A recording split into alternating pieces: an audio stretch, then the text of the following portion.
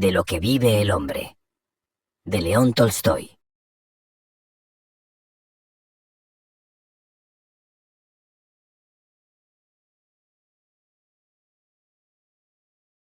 Capítulo 1. Un zapatero llamado Simón, que no tenía ni casa ni tierra de su propiedad, vivía con su esposa y sus hijos en una cabaña de campesino y se ganaba la vida con su trabajo. El trabajo era barato, pero el pan caro, y lo que él ganaba lo gastaba en comida. El hombre y su mujer no tenían sino un solo abrigo de piel de borrego para usarlo los dos durante el invierno, e inclusive dicho abrigo estaba todo rasgado y raído, y este era ya el segundo año en el que habían estado deseando comprar pieles de borrego para un nuevo abrigo. Antes de la llegada del invierno, Simón había ahorrado un poco de dinero. Un billete de 3 rublos yacía escondido en la caja de su mujer, y clientes del pueblo le debían 5 rublos y 20 copeicas. Así que una mañana se preparó para ir al pueblo a comprar las pieles de borrego. Se puso sobre la camisa el saco de tela de su esposa y sobre él se puso su propio abrigo de tela. Puso el billete de 3 rublos en su bolsillo, cortó una vara a la manera de bastón y salió después del desayuno. «Voy a recoger los 5 rublos que me deben», pensó, «y con los 3 que ya tengo, tendré bastante para comprar pieles de borrego para el abrigo de invierno». Llegó al pueblo y tocó en la cabaña de un campesino, pero el hombre no estaba en casa. La esposa del campesino le prometió que se le pagaría el dinero la siguiente semana, pero que ella por cuenta propia no se lo pagaría. Simón fue entonces a ver a otro campesino, pero éste le juró que no tenía nada de dinero y ofrecía pagar únicamente 20 copeicas que debía por un par de zapatos que Simón había reparado. Simón intentó entonces comprar de fiado las pieles de borrego, pero el comerciante no le tuvo confianza. «Trae el dinero», le dijo, «y entonces podrás llevarte las pieles». Todos sabemos lo que es estar cobrando deudas. De modo que todo el negocio que el zapatero logró hacer fue obtener 20 copeicas por las botas que había reparado y llevarse un par de botas de fieltro que un campesino le dio para que le pusiera suelas de cuero. Simón se sintió desolado. Se gastó las 20 copeicas en vodka y se encaminó hacia su casa sin haber comprado las pieles. Por la mañana había sentido la escarcha, pero ahora, después de haber bebido vodka, sentía calor inclusive sin un abrigo de piel de borrego. Recorrió con dificultad el camino, golpeando con su bastón la tierra congelada, meciendo las botas de fieltro con la otra mano y hablándose a sí mismo. «Tengo calor», se dijo, «aunque no tenga ningún abrigo de piel de borrego. Me tomé unas gotas y éstas recorren todas mis venas. No necesito pieles de borrego, sigo igual y no necesito preocuparme por nada. Esa es la clase de persona que yo soy. ¿Qué me importa? Puedo vivir sin pieles de borrego. No las necesito. De seguro que mi esposa se va a irritar. Y a decir verdad, es una vergüenza. Uno trabaja todo el día y luego no le pagan. Pero basta. Si no me pagas el dinero, te aseguro que yo te desuello, que me muera si no». «¿Cómo es eso? Él paga 20 copeicas cada vez. ¿Qué puedo hacer con 20 copeicas? Bebérmelas. Eso es todo lo que se puede hacer. No tengo nada», dice. «Puede ser, pero ¿qué pasa conmigo? Tú tienes una casa, ganado y todo. Yo solo tengo lo que llevo puesto. Tú tienes granos de tu propia cosecha. Yo tengo que comprar cada grano. Haga lo que haga, tengo que gastar 3 rublos por semana solamente en pan. Llego a mi casa y encuentro que ya se acabó el pan y tengo que soltar otro rublo y medio. Así que paga simplemente lo que debes y basta de tonterías». Para entonces, ya casi había llegado al santuario ubicado al borde de la carretera. Al levantar la vista, vio algo blancuzco detrás del santuario. La luz del día se desvanecía, y el zapatero clavó la mirada sin poder determinar de qué se trataba. No había ninguna piedra blanca aquí antes. ¿Será una res? No parece una res. Tiene una cabeza como la de un hombre, pero es demasiado blanca. ¿Y qué podría estar haciendo un hombre allí? Se acercó de modo que la cosa resultaba ya claramente visible. Para su sorpresa, se trataba realmente de un hombre, vivo o muerto, sentado y desnudo, recargado sin moverse sobre el santuario. El terror se apoderó del zapatero y pensó, alguien lo mató, lo desvalijó y lo dejó allí.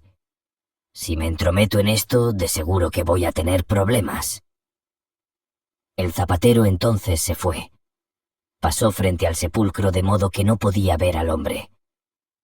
Cuando ya había avanzado un poco, volvió la mirada y vio que el hombre ya no se recargaba en el sepulcro, sino que se movía como si estuviera dirigiendo su mirada hacia él.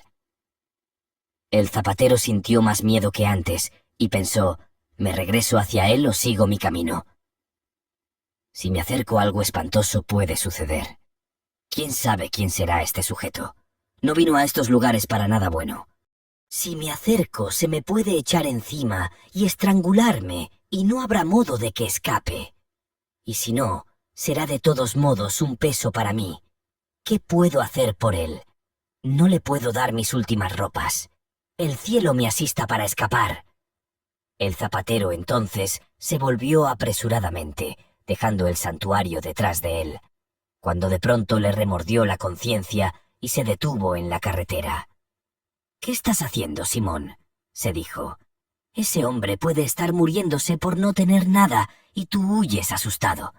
¿Eres tan rico acaso que tienes miedo de los ladrones? ¡Ay, Simón! ¡Qué vergüenza!».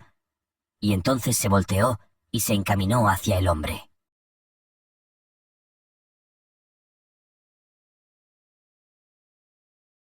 Capítulo 2.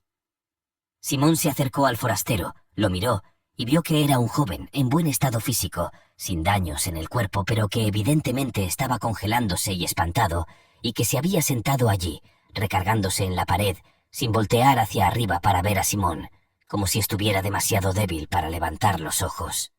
Simón se acercó a él, y entonces el hombre pareció despertarse. Volteando su cabeza, abrió sus ojos y examinó la cara de Simón. Esa sola mirada bastó para que Simón sintiera afecto por el hombre. Aventó las botas de fieltro al piso, se quitó su cinturón, lo dejó sobre las botas y se quitó su abrigo de tela. «No es hora de hablar», dijo. «Vamos, ponte de inmediato este abrigo». Y Simón tomó al hombre por los codos y lo ayudó a levantarse. Mientras se sostenía, Simón vio que su cuerpo estaba limpio y en buenas condiciones, sus manos y pies bien proporcionados y su cara buena y amable. Puso su abrigo sobre los hombros del hombre, pero éste no podía encontrar las mangas. Simón guió sus brazos hacia ellas y poniéndole bien el abrigo, lo arropó con fuerza, apretando su cinturón en la talla del hombre. Simón inclusive se quitó su gorra agujereada para ponerla en la cabeza del hombre aquel, pero entonces sintió frío en su propia cabeza y pensó: «Yo soy calvo, en tanto que él tiene largos cabellos rizados». Se volvió entonces a poner su gorra. «Será mejor darle algo para sus pies», pensó, y entonces hizo que el hombre se sentara y lo ayudó a ponerse las botas. «Eso es, amigo. Ahora muévete para que te calientes. Después arreglaremos otros asuntos. ¿Puedes caminar?». El hombre se levantó y miró gentilmente a Simón, pero no podía decir ni una palabra. «¿Por qué no hablas?», dijo Simón. «Hace demasiado frío para quedarse aquí. Tenemos que irnos a casa. Ten, toma mi bastón y si te sientes débil apóyate en él. Ahora, adelante». El hombre empezó a caminar y se movió con facilidad, sin retrasarse. En tanto avanzaban, Simón le preguntó: «¿Y de dónde eres?». «No soy de esta región, así lo pensé. Conozco a la gente de por aquí. Pero ¿cómo fue que llegaste hasta el santuario?». «No puedo decirlo». «¿Te maltrataron?». «Nadie me maltrató. Dios me castigó». «Desde luego que Dios manda en todo, pero de todos modos tendrás que encontrar comida y un lugar donde guarecerte. ¿A dónde quieres ir?». «Me da lo mismo». Simón estaba asombrado. El hombre no hablaba como los pillos, sino dulcemente, y sin embargo, no dio ninguna información acerca de sí mismo. Simón pensó quién sabe qué habrá pasado, y le dijo al extranjero: «Bueno, entonces ven a mi casa y por lo menos te calentarás un poco». Simón caminó así hacia su casa, y el extraño se mantuvo junto a él, caminando a su lado. El viento arreció, y Simón sintió frío debajo de su camisa.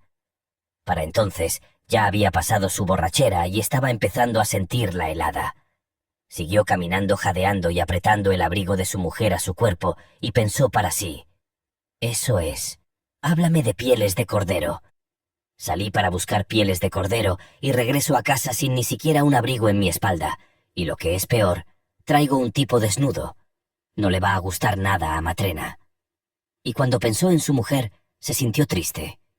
Pero cuando miraba al forastero y recordaba cómo éste lo había visto allá en el santuario, su corazón estaba contento.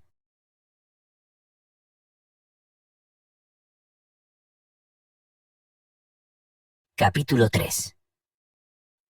Ese día la esposa de Simón tenía todo listo desde muy temprano. Había cortado leña, traído agua, dado de comer a los niños, había comido su propia comida y habíase luego puesto a pensar. Se preguntaba cuándo debería cocer más pan, si en ese momento o al día siguiente. Quedaba todavía un pedazo grande. Si Simón comió algo en el pueblo, pensó, y no cena mucho quedará pan para otro día.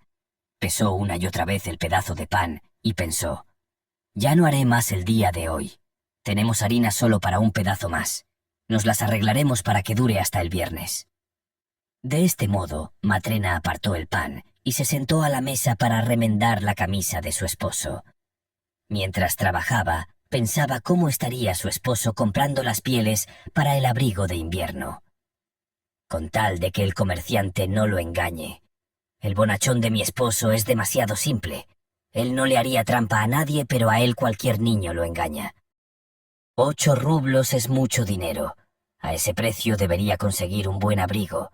No uno de piel curtida, sino un buen abrigo de invierno. Qué duro resultó el invierno pasado sin un abrigo caliente. No podía ni bajar al río, ni ir a ningún lado. Cuando él salía, se ponía todo lo que teníamos, pero ya no quedaba nada para mí. No se fue hoy muy temprano, pero ya es hora de que estuviera de regreso. Espero que no se haya ido de juerga. Apenas había Matrena pensado esto, que se oyeron pasos en el umbral de la casa y alguien entró. Matrena dejó su aguja en lo que estaba haciendo y salió al pasillo. Allí vio a 2 hombres, a Simón y con él a un hombre sin gorro y con unas botas de fieltro puestas. Matrena se dio cuenta de inmediato de que su esposo olía a alcohol. Eso es, pensó, estuvo bebiendo. Y cuando vio que no llevaba puesto ningún abrigo, que solo tenía su saco, que no traía consigo ningún paquete, que estaba parado allí en silencio y que parecía avergonzarse, el corazón se le oprimió. Se bebió el dinero, pensó, y se fue de parranda con un bueno para nada que ahora trae a la casa. Matrena los dejó pasar, los siguió y vio que el forastero era un joven delgado y que llevaba puesto el abrigo de su esposo. No se veía ninguna camisa debajo del abrigo y no tenía gorro. Una vez que entró, se quedó de pie sin moverse y sin levantar la mirada, y Matrena pensó, debe ser un mal hombre, tiene miedo. Matrena frunció el cejo y se paró junto a la estufa esperando a ver qué harían. Simón se quitó su gorro y se sentó en el banco como si todo estuviera perfectamente en orden. Vamos, Matrena, si la cena ya está lista, sírvenosla. Matrena murmuró algo para sus adentros y no se movió, sino que se quedó donde estaba, junto a la estufa. Vio primero a uno y luego al otro y solo movió la cabeza.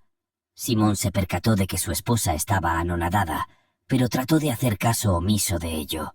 Haciendo como que no se daba cuenta de nada, tomó al forastero del brazo. «Siéntate, amigo», le dijo.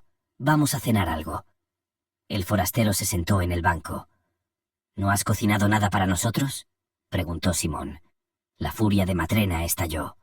«He cocinado, pero no para ti. Me da la impresión de que te bebiste el seso. Te fuiste a comprar un abrigo de piel de borrego y regresas sin siquiera el abrigo que llevabas puesto, y de paso traes a la casa a un vagabundo desnudo. No tengo cena para borrachos como tú. Ya basta, Matrena. Mantén la lengua tranquila. Harías mejor en preguntar qué clase de hombre. ¿Me vas a decir qué hiciste con el dinero?» Simón hurgó en el bolsillo de su saco, sacó el billete de 3 rublos y lo desdobló. «Aquí está el dinero. Trifonov no pagó, pero promete hacerlo pronto». Matrena se enojó aún más. No había traído ninguna piel de borrego, pero en cambio sí le había dado su único abrigo a un sujeto desnudo, e inclusive lo había traído a su casa. De mala gana recogió el billete que estaba sobre la mesa para ponerlo a salvo y dijo: «No tengo cena para ustedes. No podemos estar alimentando a todos los borrachos desnudos del mundo. Ya estuvo bien, Matrena. Controla la lengua. Primero oye lo que este hombre tiene que decir. Mucha sabiduría no escucharé de los labios de un borracho. Tenía razón en no querer casarme contigo, un borracho. La mantelería y la ropa que mi madre me dio te la bebiste. Y ahora acabas de ir a comprar un abrigo y también te lo bebes. Simón trató de explicarle a su esposa que solo se había gastado 20 copeicas. Intentó decirle cómo había encontrado al sujeto, pero Matrena no estaba dispuesta a dejarle decir una sola palabra. Hablaba como papagayo y traía a colación cosas que habían sucedido hacía 12 años. Matrena habló y por último se abalanzó sobre Simón y lo agarró por la manga. «Dame mi saco. Es el único que tengo y ahora, claro, sientes que necesitas quitármelo y ponértelo tú. Dámelo, perro sarnoso, y que te lleve el diablo». Simón se quitó el saco y empezó a voltear al derecho una de las mangas. Matrena le arrebató el saco y rasgó una costura. Rápidamente lo tomó, se lo aventó a la cabeza y se fue hacia la puerta. Su primera intención había sido la de salirse, pero se detuvo indecisa. Quería dar rienda suelta a su coraje, pero también quería enterarse de qué clase de hombre era el forastero. Capítulo 4. Matrena se detuvo y dijo: «Si fuera un buen hombre no estaría desnudo. Digo, no tiene puesta ni la camisa. Si fuera correcto, podría decir de dónde viene». «Eso es precisamente lo que estoy tratando de decirte», dijo Simón. «Cuando llegaba al santuario lo vi allí completamente desnudo y congelándose. No es precisamente el lugar para sentarse desnudo. Dios me envió a él porque de lo contrario él habría perecido. ¿Qué se suponía que tenía que hacer? Lo recogí, lo cubrí y lo traje conmigo. No te enojes, Matrena. No es un pecado. Recuerda, todos tenemos que morir algún día». Palabras airadas querían brotar de los labios de Matrena, pero ella miró al forastero y permaneció en silencio. Este se sentó al borde del banco, inmóvil, con las manos apoyadas en las rodillas, la cabeza pegada al pecho, los ojos cerrados y el entrecejo fruncido, como si algo le doliera. Matrena guardaba silencio, y entonces Simón dijo: «Matrena, ¿no sientes amor por Dios?». Matrena oyó esas palabras y al ver al forastero, de pronto su corazón se suavizó por él. Avanzó desde la puerta y, yendo hacia la estufa, sacó la cena. Puso una taza en la mesa y vertió un poco de cuas. Luego trajo el último pedazo de pan y puso un cuchillo y cucharas. «Come si quieres», dijo él. Simón llevó al forastero hasta la mesa. «Ocupa tu lugar, muchacho», dijo. Simón cortó el pan, lo echó en la sopa y empezaron a comer. Matrena se sentó en la esquina, la cabeza apoyada sobre las manos, y se puso a ver al forastero. Y Matrena se llenó de piedad por el forastero y empezó a sentir afecto por él. Y de inmediato, la cara del forastero se iluminó. Sus cejas ya no estaban arrugadas. Levantó los ojos y se sonrió con Matrena. Cuando terminaron de cenar, la mujer levantó la mesa y empezó a interrogar al forastero. «¿De dónde eres?», le preguntó. «No soy de estas regiones. ¿Pero cómo fue que llegaste a la carretera?». «No puedo decirlo». «¿Le robaste algo a alguien?». «Dios me castigó». «¿Y estabas allí desnudo?». «Sí, desnudo y congelándome. Simón me vio y se apiadó de mí. Se quitó su abrigo, me lo puso y me trajo aquí. Y tú me diste de comer, me diste de beber y te apiadaste de mí. Dios te lo pague».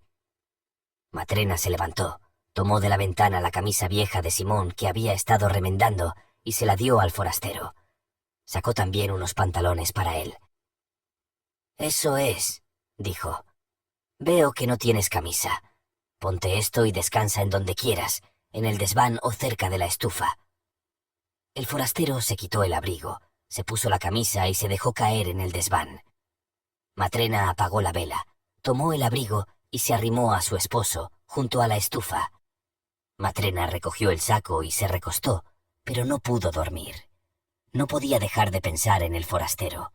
Cuando se acordaba de que él se había comido su último pedazo de pan y que no había nada para el día siguiente y de la camisa y los pantalones que había regalado, se sentía ofendida, pero cuando recordaba cómo le había sonreído, su corazón estaba contento. Mucho rato estuvo Matrena despierta y se dio cuenta de que Simón también estaba despierto. Él jaló sobre sí el abrigo. «Simón, ¿sí? Te di el último pedazo de pan y no puse a cocer más. No sé qué haremos mañana. Tal vez pueda pedirle un poco a Marta, la vecina. Si vivimos para entonces hallaremos algo para comer».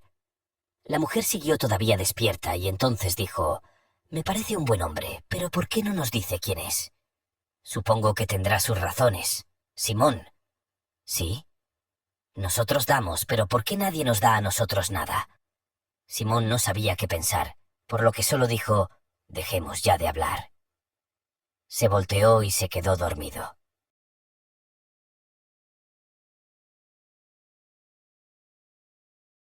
Capítulo 5. Simón se despertó al amanecer. Los niños dormían todavía. Su esposa se había ido a la casa de la vecina a pedir un poco de pan. El forastero estaba sentado en el banco, vestido con la camisa y el pantalón viejos y viendo hacia arriba. Su rostro brillaba más de lo que lo había hecho el día anterior. Simón le dijo: «Bueno, amigo, el estómago quiere pan y el cuerpo descubierto ropa. Se tiene que trabajar para vivir. ¿Qué trabajo sabes hacer?» «No conozco ninguno». Esto sorprendió a Simón, pero dijo: «Quienes quieren aprender pueden aprender cualquier cosa. Los hombres trabajan y yo también trabajaré». «¿Cómo te llamas?» «Miguel». «Bien, Miguel, si no deseas hablar acerca de ti, ese es tu asunto, pero tendrás que ganarte tú mismo tu vida. Si trabajas como te digo, yo te daré comida y techo. Dios te lo pague, yo aprenderé. Muéstrame qué hay que hacer». Simón tomó unos hilos, los enrolló en la mano y empezó a doblarlos. «Es bastante fácil, ve». Miguel lo vio, puso hilos en su propia mano del mismo modo, asimiló el truco y dobló debidamente los hilos. Luego Simón le enseñó cómo encerar el material. Miguel también aprendió a hacer eso. Después Simón le mostró cómo coser, y esto también Miguel lo aprendió a hacer de inmediato. Él comprendía inmediatamente todo lo que Simón le enseñaba y 3 días después, él trabajaba como si hubiera reparado botas toda su vida. Trabajaba sin cesar y comía poco. Cuando el trabajo estaba terminado, descansaba en silencio, viendo hacia arriba. Muy raras veces salía a la calle, hablaba solo cuando era necesario y no bromeaba ni se reía. Nunca lo vieron sonreír, salvo aquella primera tarde cuando Matrena les había dado de cenar.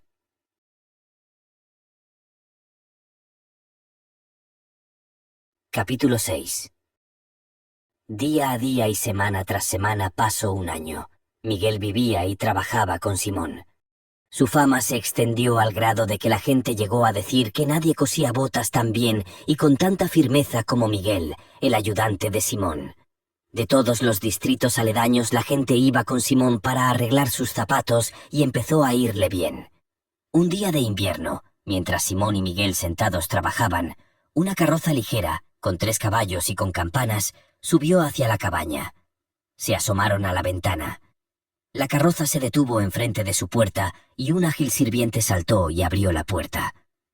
Un caballero con un abrigo de piel salió y se encaminó hacia la cabaña de Simón. Matrena se levantó de un brinco y abrió la puerta de par en par.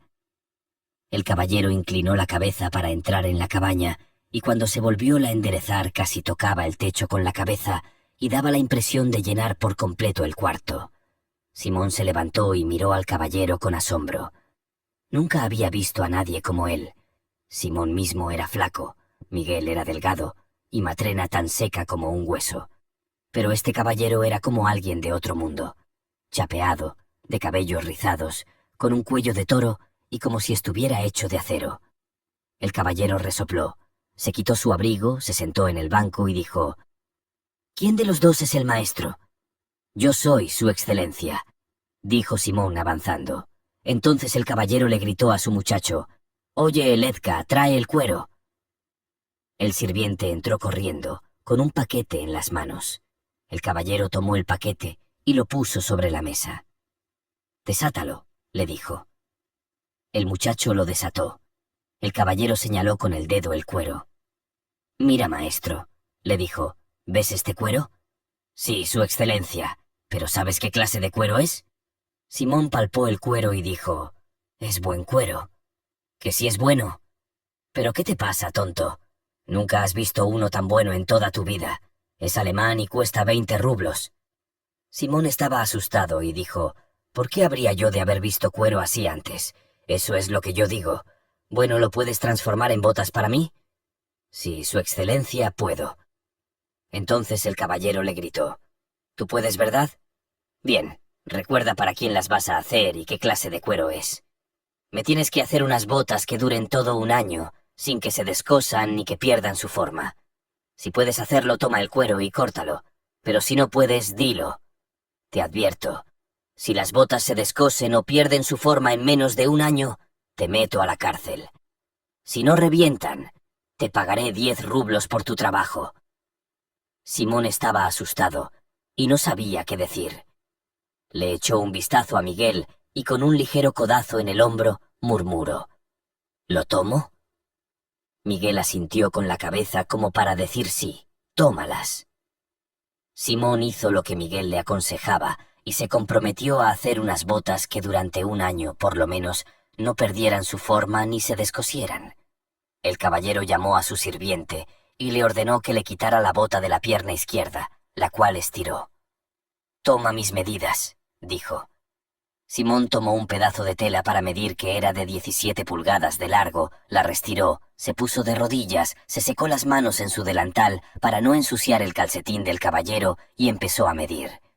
Midió la planta, el empeine, y empezó a medir el tobillo, pero la tela que le servía para medir era demasiado chica. El tobillo era tan ancho como una viga. «Cuida que no quede demasiado apretado en la pierna». Simón tomó más tela para medir.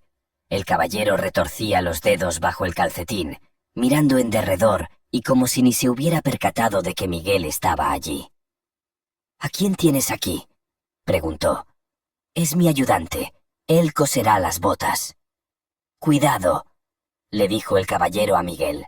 «Recuerda que me las tienes que hacer durar un año». Simón también miró a Miguel y vio que Miguel no estaba viendo al caballero, sino que tenía la mirada fija en el rincón que estaba detrás del caballero, como si hubiera alguien allí. Miguel miraba y de pronto se sonrió y su rostro se iluminó. «¿Por qué haces esas muecas, tonto?», exclamó el caballero con voz de trueno. «Mejor ocúpate de que las botas estén a tiempo». «Estarán listas a tiempo», dijo Miguel. «Que así sea», dijo el caballero, quien entonces se puso de nuevo la bota y su abrigo, el cual se ciñó y se dirigió a la puerta. Pero como se le olvidó agacharse, se golpeó la cabeza con el marco de la puerta. Maldijo y se sobó la cabeza. Acto seguido se sentó en la carroza y se fue. Cuando se había ido, Simón exclamó: «Ese es un hombre como para ti. No lo podrías matar ni con un mazo». Por poco rompe el dintel, pero casi ni se lastimó. Y Matrena dijo: «Viviendo como él vive, ¿cómo podría no ser fuerte? Ni la muerte misma puede tocar una roca así».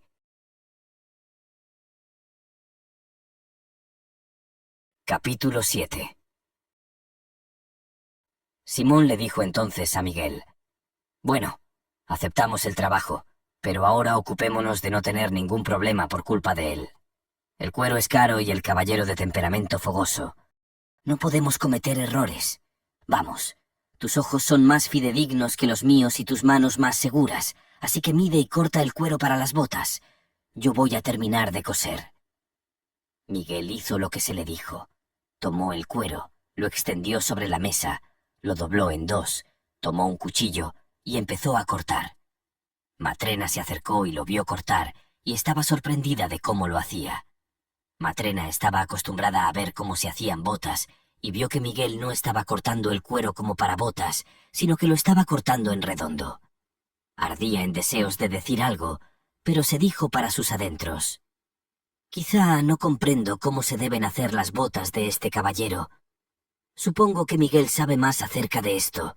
No voy a meterme». Cuando Miguel hubo cortado el cuero, tomó un hilo y empezó a coser no 2 puntas, como se cosen las botas, sino una sola, como si quisiera hacer pantuflas. De nuevo Matrena se quedó sorprendida, pero una vez más no interfirió. Miguel cosió sin parar hasta el mediodía.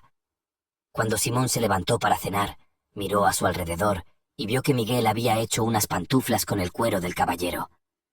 «¡Ay!», gimió Simón, y pensó: «¿Cómo es que Miguel, que ha estado conmigo todo un año y nunca antes había cometido un error, haya hecho ahora una cosa tan horrible?».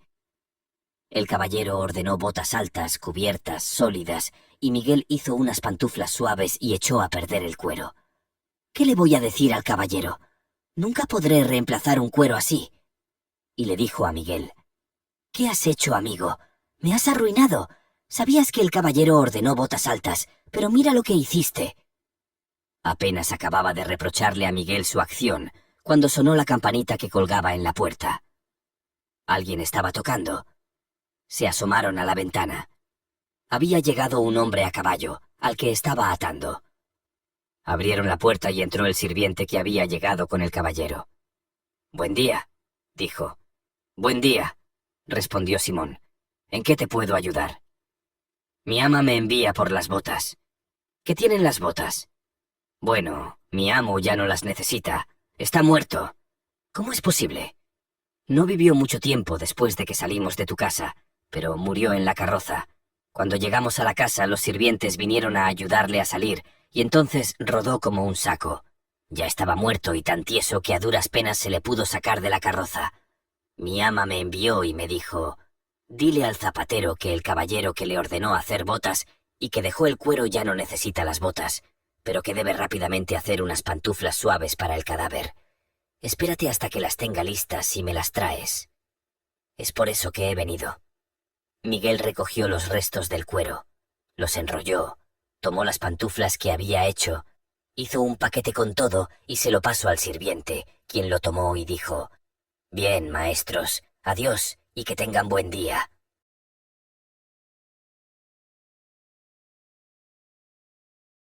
Capítulo 8.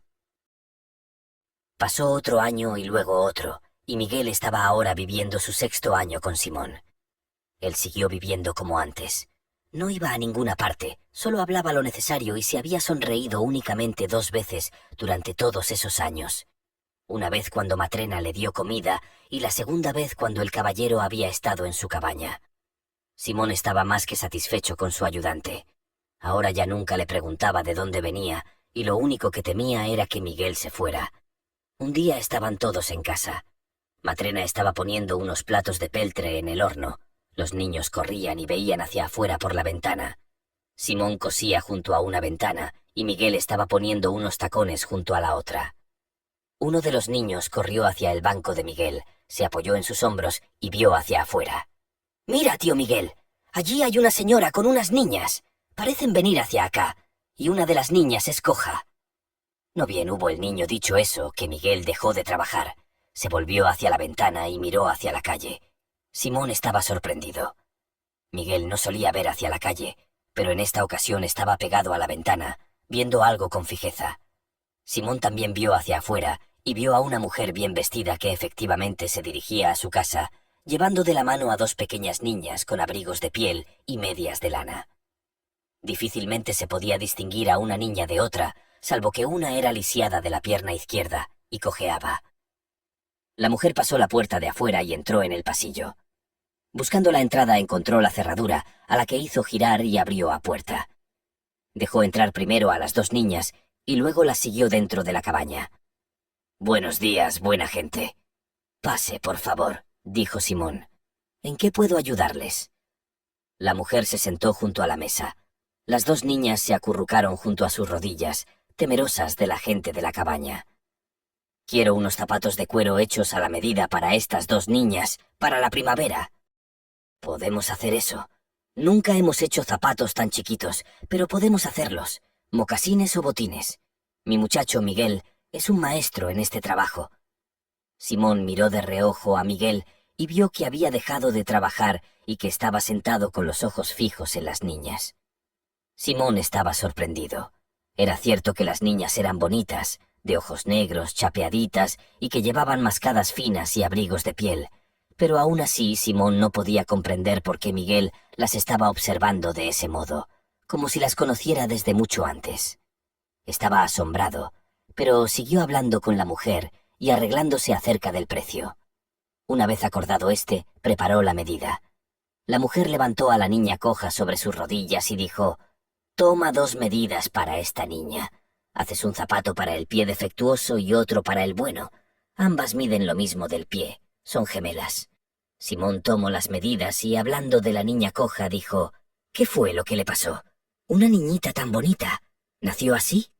«No, su madre le destrozó la pierna». Matrena se les acercó. Se preguntaba quién sería esa mujer y de quién serían esas niñas, por lo que preguntó: «¿Entonces no es usted su madre?» «No, buena mujer. No soy ni su madre ni pariente de ellas. Me son completamente extrañas, pero las adopté». «¿No son sus hijas y aún así las quiere tanto?» «¿Cómo podría evitar quererlas? Las alimenté personalmente. Yo tuve un niño propio, pero Dios se lo llevó. No lo quería tanto como quiero ahora a estas 2 niñas». «Entonces, ¿de quién son esas niñas?»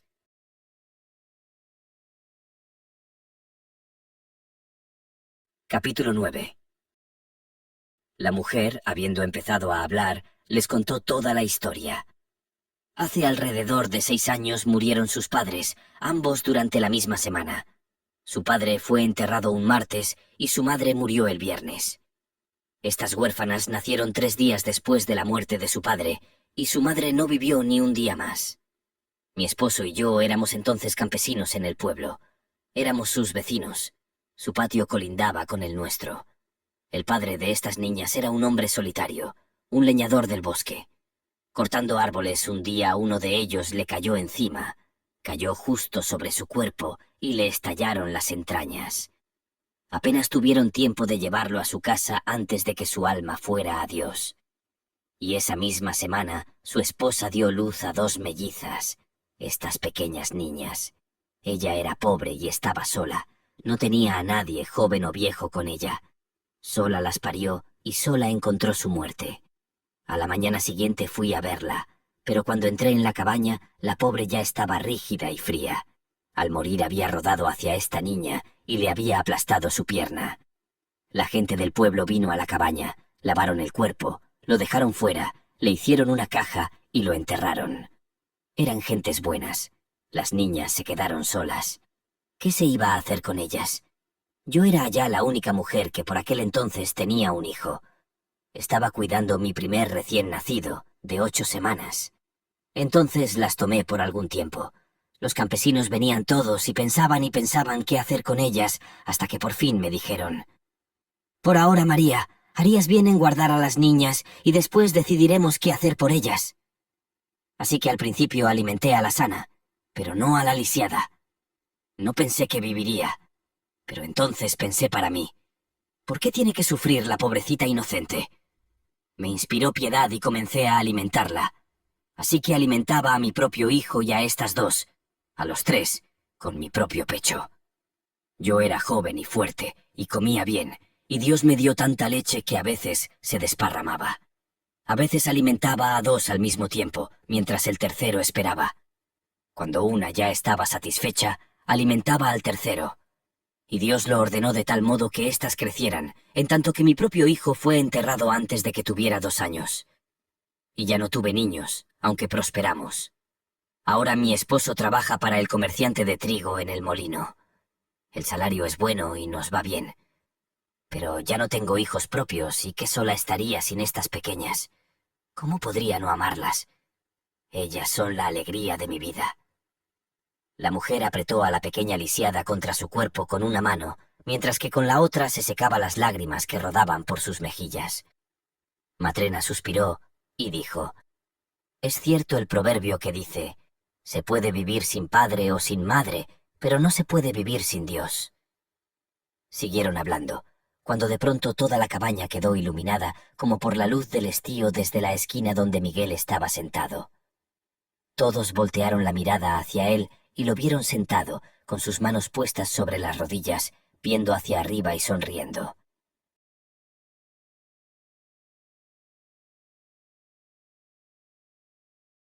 Capítulo 10. La mujer se fue con las niñas. Miguel se levantó del banco, dejó su trabajo y tomó su delantal. Luego, inclinándose ante Simón y su esposa, dijo: «Adiós, amos. Dios me ha perdonado. Les ruego a ustedes también que me perdonen por cualquier cosa que haya hecho mal». Y entonces vieron que una luz emanaba de Miguel. Y Simón se levantó, se inclinó ante Miguel y dijo: «Veo, Miguel, que tú no eres un hombre común, y no puedo ni retenerte ni interrogarte. Solo dime esto: ¿cómo es que cuando te encontré y te traje a la casa eras tan sombrío, y cuando mi esposa te dio comida te sonreíste con ella y te viste iluminado? Luego, cuando el caballero aquel vino a ordenar las botas, de nuevo sonreíste y te viste más iluminado aún. Y ahora que esta mujer trajo a las niñas, sonreíste por tercera vez y te volviste tan luminoso como el día. Dime, Miguel, ¿por qué brilla tanto tu rostro y por qué sonreíste esas 3 veces?» Y Miguel respondió: «La luz emana de mí porque fui castigado, pero ahora Dios me ha perdonado. Y sonreí 3 veces, porque Dios me envió a aprender 3 verdades y las he aprendido. Una la aprendí cuando tu esposa sintió piedad de mí, y es por eso que sonreí la primera vez. La segunda la aprendí cuando el rico ordenó las botas, y entonces sonreí de nuevo. Y ahora, cuando vi a las niñas, aprendí la tercera y última verdad, y sonreí por tercera vez». Y Simón dijo: «Dime, Miguel, ¿por qué te castigó Dios, y cuáles son esas verdades, para que yo también pueda conocerlas?» Y Miguel respondió: «Dios me castigó por haberle desobedecido. Yo era un ángel del cielo y desobedecí a Dios. Dios me envió a capturar el alma de una mujer. Volé a la tierra y vi a una mujer enferma que yacía sola y que acababa de dar a luz a 2 niñas gemelas. Estas se movían débilmente al lado de su madre, pero ella no podía ni siquiera acercárselas al pecho. Cuando ella me vio, comprendió que Dios me había enviado por su alma y entonces lloró y dijo: «Ángel de Dios, a mi esposo lo acaban de enterrar, muerto por un árbol que le cayó encima. No tengo ni hermanas, ni tías, ni madre. No tengo a nadie que cuide de mis huérfanitas. No te lleves mi alma. Déjame alimentar a mis nenas y ponerlas sobre sus pies antes de que yo muera. Los niños no pueden vivir sin padre o sin madre». Y yo la escuché. Puse a una niña en su pecho y a la otra en sus brazos, y regresé al Señor en el cielo. Volví hacia el Señor y dije: «No pude traer el alma de la madre. A su esposo lo mató un árbol. La mujer tuvo mellizas y rogaba porque no tomara su alma. Decía: déjame alimentar a mis nenitas y ponerlas sobre sus pies. Los niños no pueden vivir sin padre o sin madre. No traje su alma». Y Dios dijo: «Ve y trae el alma de la madre y aprende 3 verdades. Aprende qué mora en el hombre, que no le fue dado al hombre y de lo que vive el hombre. Cuando hayas aprendido estas cosas, regresarás al cielo». Así que una vez más volví a la tierra y tomé el alma de la madre. Las niñas se cayeron de su pecho. Su cuerpo rodó sobre la cama y aplastó a una nenita, doblando su pierna. Me elevé sobre el pueblo, con el deseo de llevar su alma hasta Dios, pero un viento me sacudió y mis alas se separaron de mí y yo caí. Su alma se levantó sola hacia Dios mientras yo caía a la tierra, por la carretera.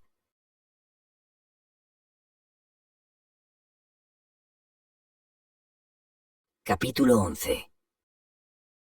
Y Simón y Matrena comprendieron quién era quien había vivido con ellos y a quién habían vestido y alimentado, y lloraron con temor y con alegría. Y el ángel dijo: «Estaba solo en el campo, desnudo. Nunca había sentido las necesidades humanas, el frío y el hambre, hasta que me hice hombre. Estaba hambriento, congelándome y no sabía qué hacer.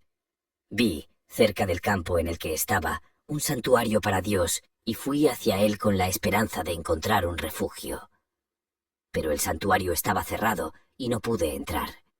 Entonces me senté detrás del santuario para por lo menos protegerme del viento. Llegó la tarde y yo tenía hambre y mucho frío y todo me dolía. De pronto oí que un hombre venía por la carretera. Llevaba un par de botas y hablaba consigo mismo. Por la primera vez desde que me había hecho humano, vi el rostro mortal de un hombre, y su cara me pareció terrible, y traté de no verla. Y oí cómo el hombre hablaba consigo mismo, de cómo proteger su cuerpo del frío en el invierno y cómo alimentar a su esposa y a sus hijos. Y pensé, me estoy muriendo de frío y hambre, y he aquí un hombre que solo piensa en cómo taparse a sí mismo y a su esposa y en cómo obtener pan para ellos. Él no me puede ayudar. Cuando el hombre me vio, frunció el cejo y se hizo todavía más terrible y me dejó atrás, por el otro lado de la carretera. Sentí desesperación, pero de pronto lo oí regresar. Levanté la mirada y ya no reconocí al mismo hombre. Antes había visto la muerte en su cara, pero ahora estaba vivo, y reconocí en él la presencia de Dios. Él vino hasta mí, me cubrió, me llevó con él y me trajo a su casa. Entré en la casa. Una mujer vino hacia nosotros y comenzó a hablar. La mujer era todavía más terrible de lo que había sido el hombre. El espíritu de la muerte brotaba de su boca. No podía respirar debido al hedor de muerte que la rodeaba. Ella quería que me echaran al frío y yo sabía que si lo hacían moriría. De pronto, su esposo le habló de Dios y la mujer de inmediato cambió. Y cuando me trajo comida y me miró, yo la observé y vi que la muerte ya no moraba en ella. Se había transformado en algo vivo y en ella también vi a Dios. Recordé entonces la primera lección que Dios me había fijado. Aprende lo que mora en el hombre. Y comprendí que en el hombre mora el amor. Y me sentí contento de que Dios ya hubiera empezado a mostrarme lo que Él me había prometido, y entonces sonreí por primera vez. Pero todavía no sabía todo lo que tenía que saber. Todavía no sabía qué no le fue dado al hombre ni tampoco de lo que vive el hombre. Viví con ustedes y paso un año. Un hombre vino a ordenar unas botas que habría de llevar durante un año sin que perdieran su forma o se descosieran. Lo miré y de pronto, detrás de su hombro, vi a mi camarada, el ángel de la muerte. Solo yo vi a ese ángel, pero lo conozco y sabía que antes de que el sol se pusiera, se habría llevado el alma del hombre rico. Y pensé para mis adentros, este hombre está haciendo preparaciones para un año y no sabe que morirá antes del anochecer. Y entonces recordé la segunda verdad de Dios. Aprende que no le fue dado al hombre. Yo ya sabía lo que mora en el hombre, y ahora había aprendido lo que no le fue dado. No le fue dado al hombre conocer sus propias necesidades. Y sonreí por segunda vez. Y estaba contento por haber visto a mi compañero Ángel, contento también de que Dios me hubiera revelado su segunda verdad. Pero todavía no conocía todo. No sabía de qué vive el hombre. Y seguí habitando aquí, esperando a que Dios me revelara la tercera lección. Al sexto año vinieron las niñas gemelas y la mujer, y reconocí a las niñas y escuché cómo habían sido salvadas. Habiendo escuchado el relato, pensé, su madre me imploró en nombre de sus hijas, y yo le creí cuando dijo que los niños no pueden vivir sin padre o sin madre, pero una extraña las alimentó y las crió. Y cuando la mujer mostró su amor por las niñas que no eran suyas y lloró por ellas, vi en ella al Dios viviente y comprendí de qué vive el hombre. Y supe también que Dios me había revelado la última lección y había perdonado mi pecado. Y entonces sonreí por la tercera vez.